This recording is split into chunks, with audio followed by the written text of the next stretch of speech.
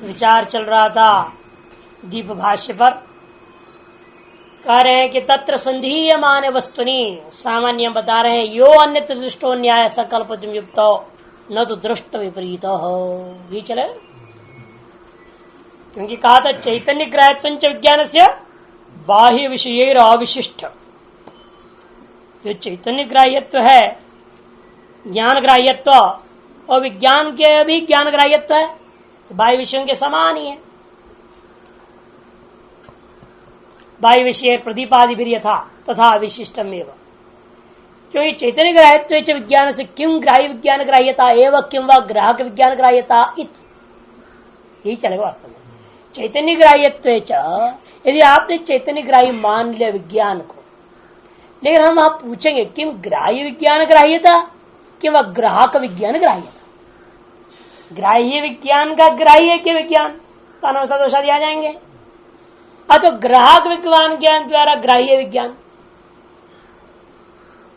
चैतन्य ग्राह्यत्व विज्ञान से यदि विज्ञान को अपने चैतन्य ग्राह्य मान लिया, फिर भी हम पूछेंगे आपको वो जो ग्राह्यता चैतन्य ग्राह्यता किम रूपम, किम ग्राह्यता विज्ञान ग्राह्यता, ग्राह्य विज्ञान की ग्राह्यता है या ग्राहक विज्ञान की ग्राह्यता है। कि ग्राह्य विज्ञान की ग्राह्यता मानने पर, ग्राह्य विज्ञान कौन है? वृत्ति विज्ञान। वेदांत दृष्टिया ग्राह्य विज्ञान हो गया वृत्ति ज्ञान के द्वारा ग्रहण होना।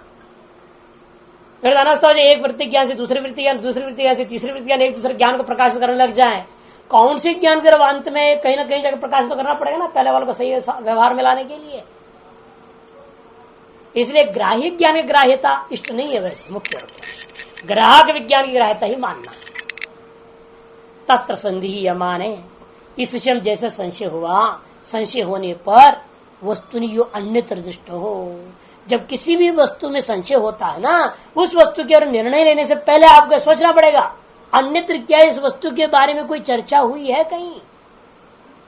यदि है तो क्या लोकता है, शास्त्रता है, किस रूप से है, कैसा प्रसिद्धि है, उसे जान करके उसी के अनुसार वर्तमान में भी संशय को दूर कर लेना चाहिए।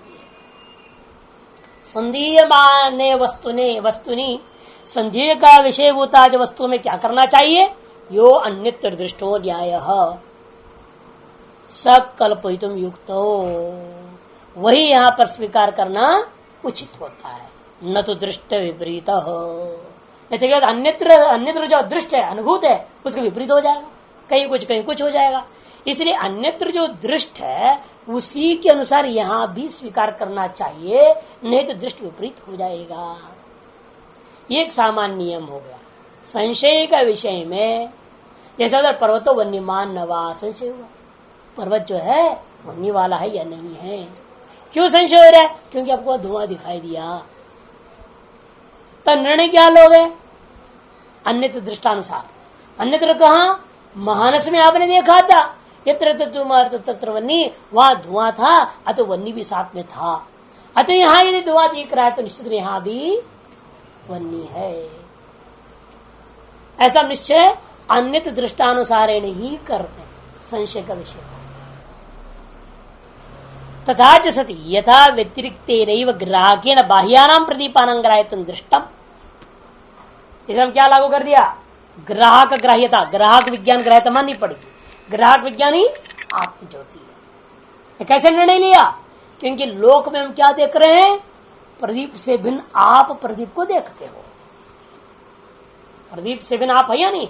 जो प्रदीप को देखने वाला, जिस दीपक ने घट को भाषित कराया है, उस दीपक को भी देखने वाले आप उससे अलग है। इस तरह जिस वृत्ति ज्ञान ने घटादि को विषय करके हमें बोध कराया है, उस वृत्ति ज्ञान के प्रकाश का मैं अलग, वही आत्मज्योति, वही साक्ष्य सिद्ध हो। तथा यथा व्यतिरिक्त ग्राहकेण बाह्यानां प्रदीपानां ग्राह्यत्वं दृष्टम्। आपने लोक व्यवहार में क्या देखा है? आप भिन्न है, आप जो ग्राहक हैं आप भिन्न, व्यतिरिक्त ग्राहकेन। किनको आपने देखा? बाह्यानां प्रदीपानां, जो घटादि का भाषक हैं उनको आपने ग्राह्यत्व ने देखा। तथा विज्ञानस्यापि चैतन्य ग्राह्यत्वात् प्रकाशत्व सत्यपि प्रदीपवत्, व्यतिरिक्त चैतन्य ग्राह्यत्वम युक्तम कल्पयितुम न तो अनन्य ग्राह्यत्वम। जैसे दीपक दीपक को प्रकाशित करता है, स्वयं के द्वारा स्वयं ग्राह्य हो गया, ऐसे कहना उचित नहीं। विज्ञान चैतन्य ग्राही है, भले ही विज्ञान में प्रकाश मिलता है। जैसे दीपक क्या है, प्रकाशात्मक था, घट को प्रकाशित वही कर रहा है, लेकिन फिर भी वो उस दीपक से भी भिन्न के द्वारा प्रकाश है। तद्दत यह विज्ञान भी प्रकाश है। किसके द्वारा? विशुद्ध चैतन्य के द्वारा। विज्ञान से चैतन्य ग्राह्यत्वात् प्रकाशत्व सत्य आगे ना। यदि विज्ञान भी वृत्तिवच्चिन्न चैतन्य में क्या है, चैतन्य ही है, लेकिन वृत्ति उपाय से विशिष्ट हो गया है। अरे विशिष्ट चैतन्य को प्रकाशन कौन करेगा? विशुद्ध करेगा, जिसको साक्षी कहते, तुर्य कहते, वही करेगा। द्वय प्रदीप के समान व्यतिरिक्त चित्र ग्रहितुम युक्तम कल्पयितुम न तो अनन्य ग्राह्यत्वम। स्वयं के द्वारा स्वयं के ग्रहण, अनन्य मने अन्य से नहीं, अर्थात स्वयं के द्वारा ग्रहण करता है, तो प्रदीप स्वयं को प्रकाशित कर लेता है, ऐसा कहना उचित नहीं। और वो जो अन्य है, विज्ञान का ग्रहीता, जो दूसरा चैतन्य का निर्णय लिया आपने, वही आत्मा है। यश्च अन्यो विज्ञान से ग्रहीता, जो वह दूसरा विज्ञान की ग्रहीता है, चैतन्य करके आपने माना है, वही आत्मा है। स आत्मा ज्योति ही अंतरम विज्ञान, वही आत्मा है, वही ज्योति है, वही विज्ञान की अपेक्षा से भी सूक्ष्म है। तो पूर्व पक्षी कहता है फिर तो अनवस्था हो गया। घट को विज्ञान ने पकड़ा और विज्ञान को दूसरी विज्ञान ने पकड़ा, और वो विज्ञान को कोई तीसरा पकड़ेगा, तो हो गया अनवस्था दोष। यदि पहला जो ज्ञान पैदा हुआ अयं घटक ज्ञान, वह स्वयं प्रकाश होकर के बोधित नहीं कर पाता है, उसके लिए दूसरा ज्ञान की अपेक्षा हुई, दूसरा तीसरे के लिए, तीसरे चौथे के लिए, फिर तो अनवस्था हो जाएगा, निर्णय ही नहीं होगा। फिर अयं घटक को लेकर आप घट का व्यवहार ही नहीं कर पाएंगे। इसे तदा अनवस्था यदि चेत न, तदा अनवस्था यदि चेत न, तदा माने विज्ञान से ग्राहकांतर ग्राह्यत्व दशा। एक विज्ञान को ग्राहकांतर की तरह ग्राह्य मान लोगे, फिर वह विज्ञान, वह भी विज्ञान रूप होगा, वह भी प्रकाश रूप है, वह भी और विज्ञान से ग्राह्य होगा। फिर वो जो तीसरा है, वह भी प्रकाश रूप होने के नाते दीपक के समान, वह भी एक और विज्ञान की तरह ग्राह्य होगा। ऐसे कहते रहो, फिर तो अनवस्था दोष। चेतन ग्राह्यत्व मात्रम तद ग्राहकस्य वस्तुअंतरत्व लिंगम मुक्तम न्यायतः। हमने केवल सामान्य नियम बना दिया, ग्राह्यत्व मात्र, जो दीप में भी ग्राह्यत्व है, अतएव उसको दूसरा ग्राहक कह दिया। और उस दूसरा जो ग्राहक में भी ग्राह्यत्व है क्या, तो दोष कहां से आता है? हम दीपक में बात इसलिए घटा रहे हैं, घट का प्रकाशन किया दीपक ने, लेकिन दीपक का भी ग्राहक दूसरा है, दीपक अपने आप को ग्रहण नहीं करता। ऐसे कहने का पीछे रहस्य ये था, क्योंकि दीपक आपके द्वारा प्रकाश्य हो गया था, आपके द्वारा भाष्य हो गया था, ग्राही हो गया था। अच्छा, दीपक में ग्राह्यत्व था, उस ग्राह्यत्व के आधार पर हमने कहा उसके बिंदु कोई दूसरा ग्राहक जरूर होगा, और वो ग्राहक को हमने आत्मा कह दिया। लेकिन अब उस ग्राहक का भी दूसरा ग्राह्य कहने का पीछे आपको बताना पड़ेगा क्या वह ग्राहक ग्राही है। जैसे घट का ग्राहक दीपक में ग्राह्यत्व पहले हमने सिद्ध की, जिसने ग्राह्यत्व उसके अंदर था, अतः उससे भिन्न के द्वारा भिन्न कोई विजातीय ग्राहक होना चाहिए, सिद्ध किया। सजातीय भी नहीं, विजातीय ग्राहक हो गए, सिद्ध किया है हमने। क्यों सिद्ध किया दीपक में ये बात? क्योंकि उसके अंदर ग्राह्यत्व था, अतएव हमने उससे व्यतिरिक्त, उससे विलक्षण विजातीय ग्राहकांतर आत्मा ज्योति को स्वीकार किया है। यदि आप अनवस्था दोष देना चाहते हैं, फिर तो आपको एक सिद्ध करना पड़ेगा पहले, जिसको मैंने आत्मा करके सिद्ध किया है और व्यतिरिक्त ज्योति करके सिद्ध किया है, उसमें भी ग्राह्यत्व सिद्ध करो पहले। उसमें पहले आप ग्राह्यत्व सिद्ध कीजिए। यदि आप उसे ग्राह्यत्व सिद्ध करते हो, फिर आपका कहना ठीक है, उसको सिद्ध प्रकाशन कोई दूसरा विज्ञान की अपेक्षा है, तो अनवस्था दोष आएगा। जब वो सर्वांतर में ग्राह्यत्व सिद्धि नहीं कर सकोगे, वैसे ग्राहकांतर की कल्पना ही नहीं हो सकता, अतः अनवस्था दोष समाप्त। इसे ग्राह्यत्व मात्र ही तद ग्राहक से वस्तुतंत्र लिंगम उत्तम। हमने इतने ही लिंग कथन किया, ग्राहक का वस्तुतंत्र ग्राहक का विद्यमानता में हमने कहा भाई वो दीपक में ग्राह्यत्व है, बस यही इसलिए मैं कह रहा हूं। आपने दीपक को दृष्टांत बना करके क्षण विज्ञान को स्वयं ही ग्राह्य है, स्वयं ही ग्राहक है कह रहे थे।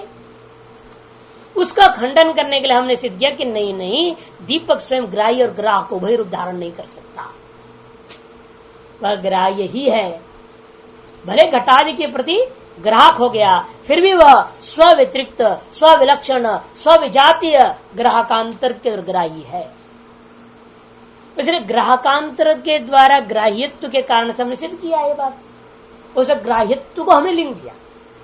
किसी भी चीज का स्व भिन्न स्व विलक्षण ग्राहकांतर मानना चाहोगे तो उस चीज में पहले क्या सिद्ध करना पड़ेगा?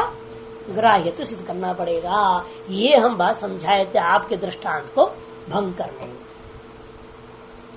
उन्हें क्षण विज्ञान के दृष्टांत दिया प्रदीपवत, उस दृष्टांत को भंग करने के लिए हमने इतनी ही युक्ति दी है। और वह युक्ति लागू करो, अभी आत्मा में नहीं लागू कर सकेंगे आप। क्यों?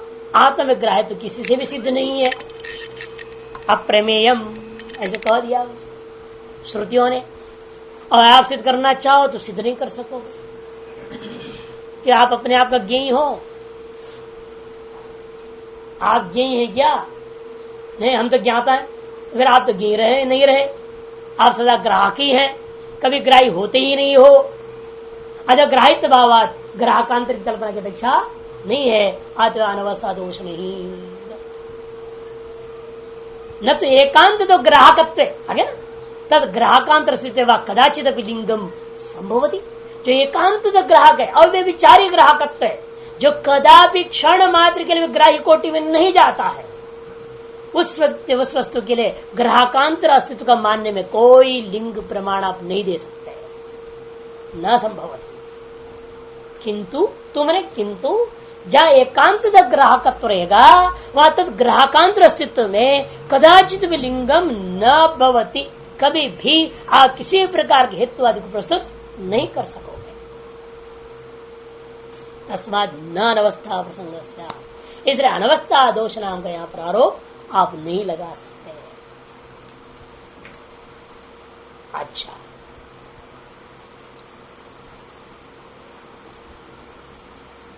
जो कूटस्थ ज्ञान रूप है वह विज्ञान साक्षी का विषय नहीं होता। जो कूटस्थ ज्ञान स्वरूप आत्मा है वो किसी साक्षी का भी विषय नहीं होता।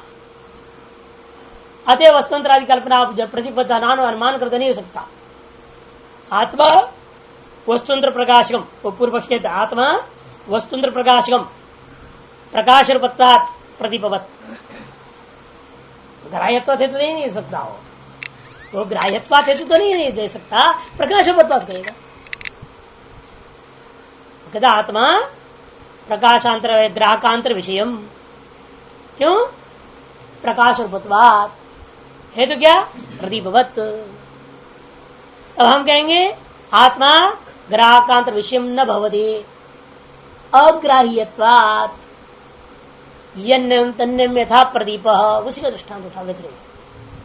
यद्यद अग्राह्यम न भवति अर्थात ग्राह्यम भवति तत् प्रकाशांतर ग्राहकांतर विषयम भवति, व्यतिरेक अनुमान बना। इस तरह से उसके प्रति हम सत प्रश्न अनुमान दे करके खंडन कर दिया। यहाँ पर इस सब जगह में युक्तियों की तरह क्या है? वास्तव में अनुमानों को इसको उपस्थित जैसे लिंगम लिंगम शब्द प्रयोग कर रहे हैं। लिंग मैंने क्या? हेतु, अनुमान, अनुमानों को प्रस्तुत कर रहे हैं सब जगह। तर्क को तर्क से काटना है ना, अपने पहले विचार हो जाए सब तर्क प्रधान है। चौथा और पांचवा ब्राह्मण तर्क प्रदान होकर के जो आगम प्रदान होकर सिद्ध वस्तु है उस तर्क प्रदान के वो श्रवण था, ये मनन है। और पांचवा अध्याय निध्यासन रूपा है, इसलिए वहां आकर के वो संन्यास की बात कहेगा। पहले नहीं, पहले तो श्रवण हुआ परोक्ष ज्ञान, उसका मनन हुआ, अब भी परोक्ष ही है लेकिन परोक्ष होता हुआ साफ है। पहले की अपेक्षा से संशय विप्रतिपत्ति ग्रस्त होता है श्रवण ज्ञान, संशय विप्रतिपत्ति रहित नहीं होता। अभी विप्रतिपत्ति रहित है, विविध प्रतिपत्तियां जो अन्य अन्य दर्शनकारों के स्थापित है उससे रहित है, लेकिन अब भी संशय रह जाता है जब तक अनुभूति नहीं होती। उसके लिए निध्यासन, निध्यासन करते करते उसे भी तब संशय दूर होता है जब संन्यास लेकर आप स्वरूप में प्रतिष्ठित हो जाते हैं। इसलिए वहां क्या कहा, छिद्यन्ते सर्व संशय कदा तस्मिन् दृष्टि परावर्त पूर्व। जब तक उस परावर्त तत्व का अनुभूति नहीं होता तब तक सर्व संशय का निवृत्ति हो नहीं सकता, चाहे कोई भी जितना भी पढ़ ले, कुछ भी कर ले, जितने भी बड़ा खोपड़ीदार हो, जितना सारा वेशा सब कुछ कंठस्थ हो, लेकिन संशय अंदर कीड़ा काटते रहेगा। क्या वास्तव में माया मिथ्या है? क्या है जगत मिथ्या है? ये तो सत्य लग रहा है, ये बढ़िया सिंहासन मिल रहा है, क्यों छोड़ा जाए? मोजर मिथ्या है, वहां युक्ति देगा मिथ्या है, लेकिन अंदर से जगत सत्य है, इसका आनंद लेना चाहिए। अंदर से तो जगत सत्य है, अतः सिंहासन सत्य है, सिंहासन का आनंद लेने के लिए बैठ रहा है गद्दी पे, लेकिन कहने के लिए मिथ्या तो क्या फर्क पड़ता है, गद्दी में बैठे ना बैठे क्या फर्क पड़ना है, बैठ जाओ कोई दिक्कत नहीं। ऐसे वेदांत को दुरुपयोग कर लेते हैं ऐसे जगहों में। अंदर से जगत सत्य तो उनके अंदर, सभी के अंदर है। यावत अनुभूति नहीं होती तावत काल पर्यंत इसके सत्यत्व दूर नहीं होता। जितना भी अब रट लो, सोच लो, समझ लो, सुन लो, कोई फायदा नहीं है। हाँ ठीक है, धीरे धीरे संस्कार में अनेक जन्म संसिद्धा में आप लाइन में लग जाएंगे, सुनने के इतना तो लाभ है, क्यों में लग गए। भले ये चेद अवेदी तथा सत्यम अस्ति, ये सार्थक भले ही ना हो, लेकिन लाइन में तो लग जाएंगे। जो लाइन में लग गया, भगवान ने कहा बर्बाद होने नहीं दूंगा उसको। ईश्वर ने तो गारंटी दे रखा है ना, उसने तो पूरी गारंटी दे दिया आपको। ये वो अर्जुन ने शंका किया छिन्नाभ्र के समान न घर का न घाट का है, ये तो गृहस्थियों के वंश को बढ़ाया नहीं, ब्रह्मा जी के सिद्धांत के खिलाफ गया, इसे वहां से तो गया ही है। उधर घाट पहुंचा, संन्यास लिया, कुछ ब्रह्म बनूंगा तो भ्रम में पड़ गया। ब्रह्म तो बना ही नहीं, न घर का न घाट का, धोबी का कुत्ता का हाल है इसकी, तो कहाँ जाएगा ये। तब भगवान कहते चिंता मत करो, मैं उसको श्रीमदाम गे है जन्म दूंगा, ददामि बुद्धि संयोगम धम, ये भी कहता है वो पूर्व जन्म के सारे याद भी दिला दूंगा, जल्दी से जल्दी उसको वापस लाऊंगा इसी लाइन में। वहां ज्यादा सूट बूट में नचाऊंगा नहीं उसको, जल्दी यहाँ ले आऊंगा। थोड़ा जाएगा जरूर, वो तो भाई क्या करे, जहाँ कलयुग में जन्म होना है दोबारा तो थोड़ा वो जाना ही पड़ेगा। पंडित के घर में जन्म लोगे ना, वो भी पहले आपको एबीसीडी रटवाएगा। आज जमाना ऐसा हो गया। ऐसे ब्राह्मण मिलना विरल है जो अपने बच्चे को अंग्रेजी न पढ़ावे, स्कूल न भेजे। कहाँ ऐसे ब्राह्मण मिलेंगे? बहुत मुश्किल है, ढूंढने पर भी मिलना मुश्किल है। होंगे ऐसी बात नहीं है, अभी भी स्कूल में भेजते ही नहीं। आंध्रा में, नेल्लोर वगैरह में देखा, तमिलनाडु में भी है, कर्नाटक में भी कुछ जगह है, वो पंडितों अपने बच्चों को वही पंडितता ही घर में ही शिक्षा देंगे। परीक्षा भी नहीं दिलाते। मानव दुनिया न माने, हम तो अपने आप चल रहे हैं, हमें विश्वास है वेद हमें रोटी देगा, हमें चिंता नहीं बोलते हैं। इतनी दृढ़ श्रद्धा है और वाकई में उनके सब कुछ चलता है, कोई कमी नहीं। पद्य तोटम, बड़ा बगीचा उनके पास है। एक एड्रेस हमने देखा पंडित जी का, पद्य तोटम माने बड़ा बगीचा, तो बड़ा बगीचा का मालिक है ये। फिर वाकई में पता लगा, वो सोम याग में आया, यहाँ उनसे बातचीत किया, कहते कि हमको ऐसे ही एक यजमान ने दान में दे दिया, कोई कमी नहीं। हम वही बच्चों को बोलते, देखो हम केवल वेद रटते थे, जहाँ यज्ञ उनकी पूजा पाठ में वहां जाते थे, और उसके घर में आज भी लकड़ी की चूल्हा से जलता, सर्व संपन्न हो गया है, तब भी गैस हीटर फीटर कुछ नहीं, लकड़ी के चूल्हा से जलाएंगे, उसी में पकाएंगे, उसी में खाएंगे। और पत्नी ही पकाएगी तब खाएंगे, या माँ हो या बहन हो, 3 के अलावा चौथे के हाथ का नहीं खाते। हैं? बच्चे तो बहुत छोटे थे ना, एक 5 का था, एक 8 का था, 2 ही लड़के थे। उसमें उनको बताते थे, मेरे साथ देखो स्वामी जी भी सुन लो, उनका अनुभव क्या है, क्या क्या देख रखे दुनिया में, तुम क्या देख रहे हो, अंग्रेजी पढ़ाओ बोलते हो मेरे को, सुनो, ये भी अंग्रेजी पढ़ लिख के कहाँ है अंत में? तेरे को भी अंत में यही घूम के आना पड़ेगा, काहे को जाता है इसरे चक्कर में, यही रहो बोल। मैं कहा ठीक कह रहा है, बच्चों को भी हमने समझाया। तो हमने उनको बच्चों को समझाया, देखो बात सही है, चक्कर में मत पड़ो बेकार, उनसे हुए कुछ दम नहीं है देश विदेश घूमने में, यही सही रास्ता है, इसको पकड़ के चलो, नहीं तो अनवस्था दोष आ जाएगा। न अनवस्था दोष, क्योंकि अनुमान प्रकरण है ना, इस तरह से तर्क प्रधान है, इससे तर्क प्रधान तो ध्यान देना चाहिए। विज्ञान से व्यतिरिक्त ग्राह्यत्व कारणांतर अपेक्षा अनवस्था चेत न, वह विज्ञान व्यतिरिक्त ग्राह्य यदि मानोगे कारणांतर की अपेक्षा हो, चलो कारकांतर की अपेक्षा नहीं है, ग्राहकांतर की अपेक्षा नहीं है, लेकिन करणांतर की तो अपेक्षा होगी। वो आत्मा इस विज्ञान को कोई न कोई कर्ण से प्रकटता होगा, या नहीं? जैसे दीपक को आपने जाना, कैसे जाना? कर्ण तो इस्तेमाल किया ना, आपने चक्षुरूपी कर्ण के द्वारा प्रदीप को जाने थे, तो आत्मा जो है इस विज्ञान को यदि जानेगा किस कर्ण के द्वारा? कोई न कोई कर्ण की अपेक्षा जरूर होगी। अतएव फिर कहेगा जिसलिए कर्ण अपेक्षा है, इसलिए उसका ग्राहकांतर भी होना चाहिए। वो कर्ण का ग्राहक कौन है? वो कर्ण वाला कौन होगा? वो कर्ण वाला कोई और है ना, जैसे चक्षु वाला आप अलग है दीपक से, इसलिए विज्ञान से भिन्न तत्कर्ण वाला दूसरा होगा। कहते बात ऐसा नहीं हो सकता, नियमाभावात, ये कोई नियम नहीं है, सर्वत्र कर्णांतर से ग्रहण होता है, यह कोई जरूरी नहीं है। साक्षी के मामले में बात घटता नहीं सर्वत्र नियमो भवति, क्योंकि यह सर्वत्र नियम लागू नहीं होता। यद्यद् व्यतिरिक्त ग्राह्यम तत्त कर्णांतर अपेक्षम, वो उसने अनुमान करे ना, यद्यद् व्यतिरिक्त ग्राह्यम तत्त कर्णांतर अपेक्षम, ये कहा दिया। इस तरह से वो कहते विज्ञान भी व्यतिरिक्त ग्राह्य होने के नाते कर्णांतर सापेक्ष होगा। प्रदीपवत दृष्टांत देगा, विज्ञानम कर्णांतर सापेक्षम, विज्ञान कैसा है? कर्णांतर सापेक्ष है। क्यों? व्यतिरिक्त ग्राह्यत्वात्, व्यतिरिक्त पुरुषादि के द्वारा ग्राह्य होने से। प्रदीपवत जन्ना व्याप्ति को भंग कर दो, नियमाभावात् कर दो। क्यों? वैचित्र दर्शनात् हेतु, विचारी हेतु हो गया, सोपाधिक हेतु। तो व्यतिरिक्त ग्राह्यत्वात् हेतु में वैचित्रता है। क्या विचित्रता? वही बता रहे, नहीं सर्वत्र नियम होती। कथम? ग्राह्य ग्राह्य का भी संबंध है अतिरिक्त कर्ण से नियमाभावात्, यत्र यत्र ग्राह्य ग्राह्य का संबंध अतिरिक्त करणापेक्षम, ये आप व्याप्ति नहीं बना सकते। जहां जहां ग्राह्य ग्राहक भाव संबंध होगा वहां वहां पर व्यतिरिक्त कर्ण अपेक्ष है, ये व्याप्ति आप नहीं बना सकते। तो यत्र वस्तुंत्रेण गृह्यते वस्तुंत्र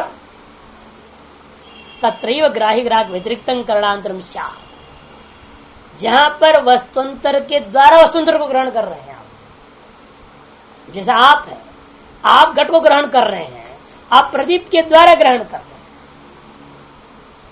वस्तुंतर हो गया प्रदीप, उसके द्वारा वस्तुंतर हो गया घट, उसको आप ग्रहण करते हो। उस स्थिति में कर्ण रूप चक्षु की अपेक्षा हुई।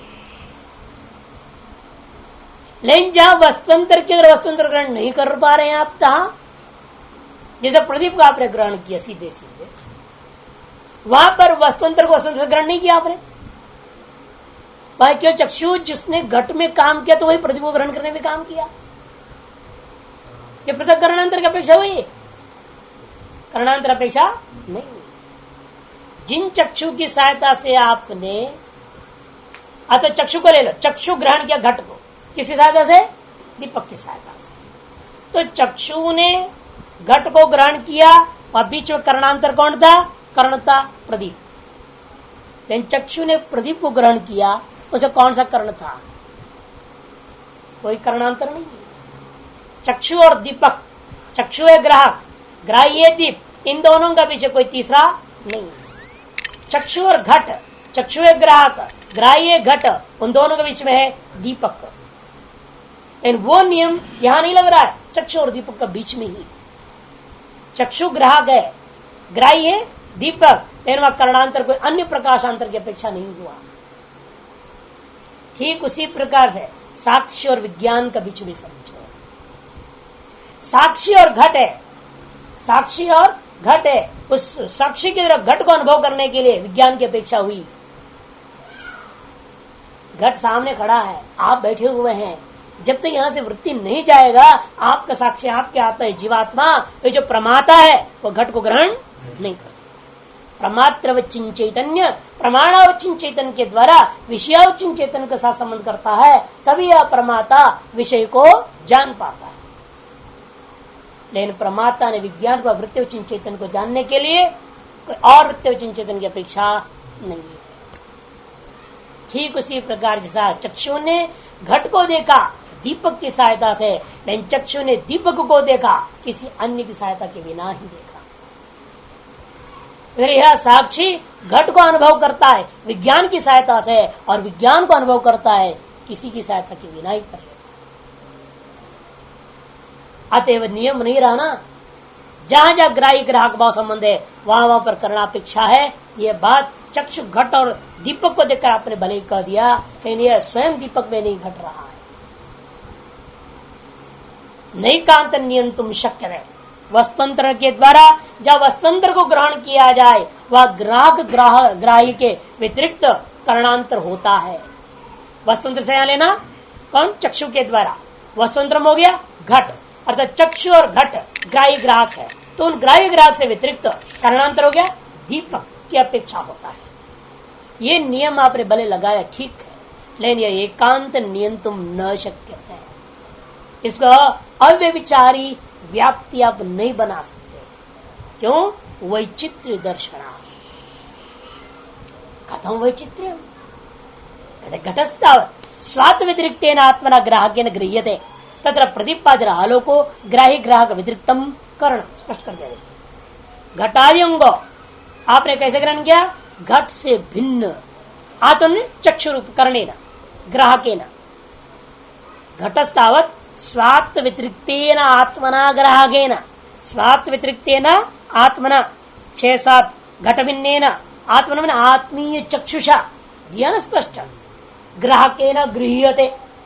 घट रूपा ग्राही को चक्षु रूपी ग्राहक के द्वारा आप ग्रहण कर रहे हो, उसके लिए क्या जरूरत पड़ा? तथा प्रदीपादि आलोक, प्रदीपादि आलोक रूपी करणांत करणम ग्राह्य ग्राहक से भिन्नम करणम अपेक्षितम भवति। वहीं पर आपने प्रदीप रूप आलोक को जो कि ग्राह्य होता घट, ग्राहक रूपा चक्ष, इन दोनों से भिन्न करण की अपेक्षा किया। ये तो क्योंकि ये क्यों हम कार्य भिन्न ग्रहण किया आपने? क्योंकि वो जो प्रदीप है वह न घट का अवयव है न चक्षु का अवयव, न घट का संबंधी है वो, न चक्षु संबंधी है। ये तो नहीं प्रदीपाद्यालोक घटांश है चक्षुरंशो वा, क्योंकि प्रदीपादि जो आलोक है वह घटांश भी नहीं है, चक्षु का अंश भी नहीं है। घटवत चक्षुर्ग्राह्यत्यपि, घटवत चक्षुग्राही होने पर भी प्रदीपस्य घट के समान प्रदीप का भी ग्राही कौन है? ग्राहक कौन है? चक्षु ही है।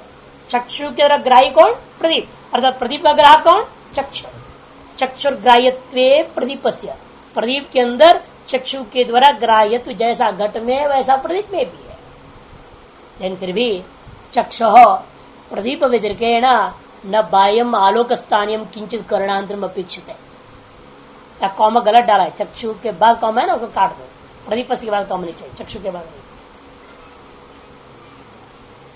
ओके ना? घट के समान प्रदीप में भी चक्षु का ग्राह्यत्व है। जैसा चक्षु ग्राह्यत्व घट में है, जैसा चक्षु ग्राह्यत्व प्रदीप में भी है।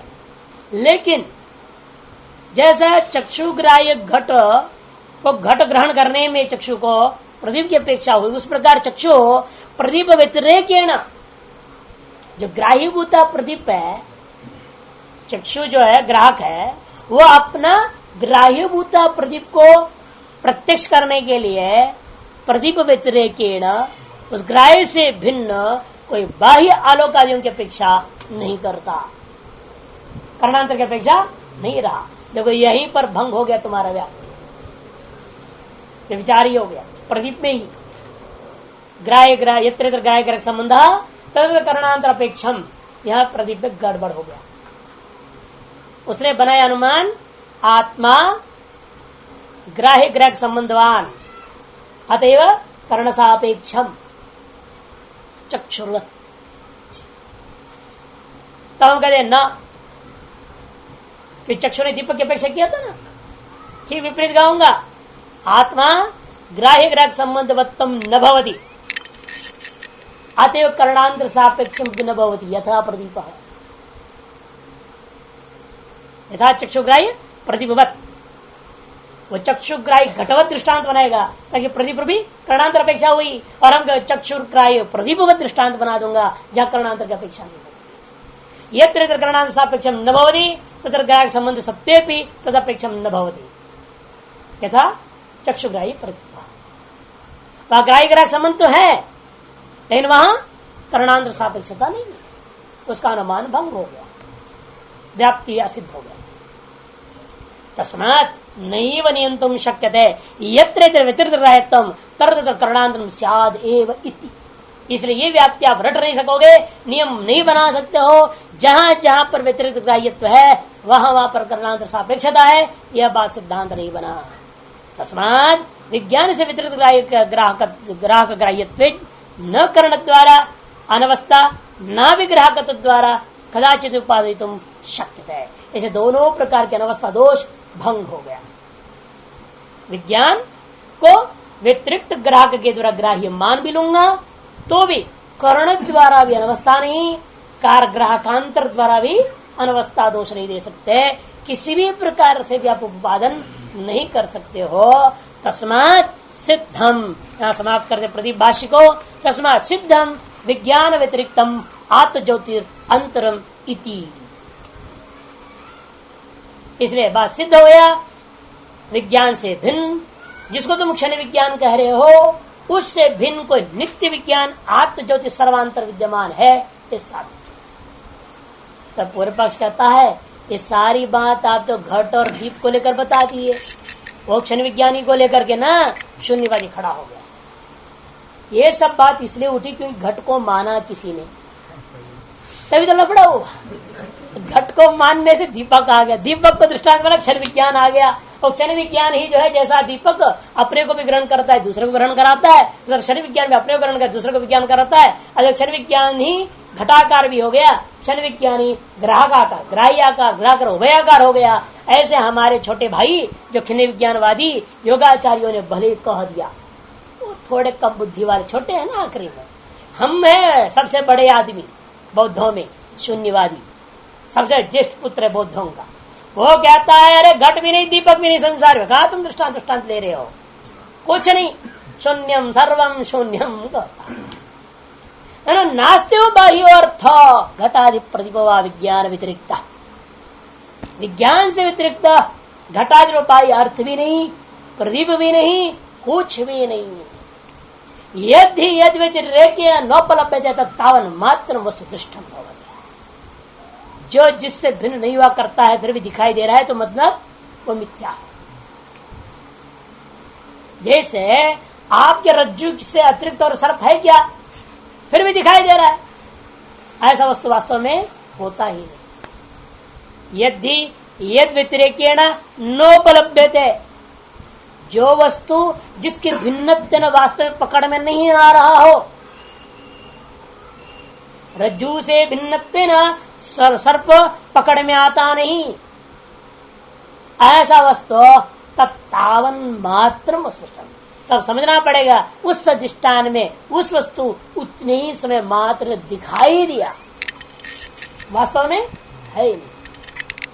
यथा स्वप्न विज्ञान ग्राह्य घटपटादि वस्तु स्वप्न विज्ञान व्यतिरेक अनुपलम्बाद स्वप्न घट प्रतिपाद है, स्वप्न विज्ञान मात्रता गम्यते। तथा जैसे स्वप्न का विज्ञान है आपका, उसके ग्राह्य स्वाप्न घट पट आदि है, लेकिन वे कब तक हैं? वह स्वप्न विज्ञान से भिन्न उपलब्ध न होने के कारण से आप मानते हो जब तक स्वप्न विज्ञान तब तक स्वप्न घट प्रतिपादी है, उसके बाद खत्म, विज्ञान विज्ञान है और कुछ है नहीं।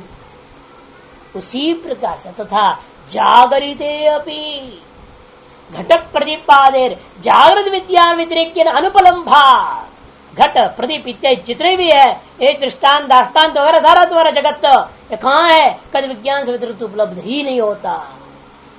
अतः जागृत विज्ञान मात्रता एवं युक्ता भवितुम, इसे विज्ञप्ति मात्रता सिद्धि एक ग्रंथ वसुबंधु ने लिखा। आचार्य वसुबंधु तो बुद्ध का पुनरावतार मानते हैं लोग। बुद्ध भगवान भले मुक्त पुरुष हैं लेकिन उन्होंने देखा अरे मेरा बौद्ध दर्शन को सारा इन्होंने चौपट कर दिया, गड़बड़ कर दिया, सारा खिचड़ी कर दिया इन लोगों ने। तब वसुबंधु के रूप में पुनः अवतरित हुए और उन्होंने दोबारा सिद्ध कर दिखाया और विज्ञप्ति मात्रता सिद्धि ग्रंथ लिखा। उस पर त्रिंशिका विंशिका टीकाओं को लिखा, विस्तार से समझाया विज्ञान से भिन्न कुछ भी नहीं है। योगाचार मत को ही सही ढंग से स्थापना कर दी, लेकिन साथ साथ और आगे बढ़कर उन्होंने क्या कर दिया, एक तत्व संग्रह ग्रंथ बनाया। तत्व संग्रह बहुत लंबा चौड़ा ग्रंथ, उससे पूरा वेदांत के नजदीक बिठा दिया बौद्ध दर्शन। जैसे वेदांत चार मानते हैं ना, निर्गुण निराकार, सगुण निराकार, सगुण साकार सूक्ष्म, सगुण साकार स्थूल, सब उपाधि की है, वास्तव में पूर्ण ब्रह्म ही सत्य है। वो भी ऐसे वास्तव में शून्य ही सत्य है और सब उपाधिक है। उन्हें परिक्लिन्न परिक्लिष्ट ऐसे अलग अलग नामों से दे दिया उन्होंने,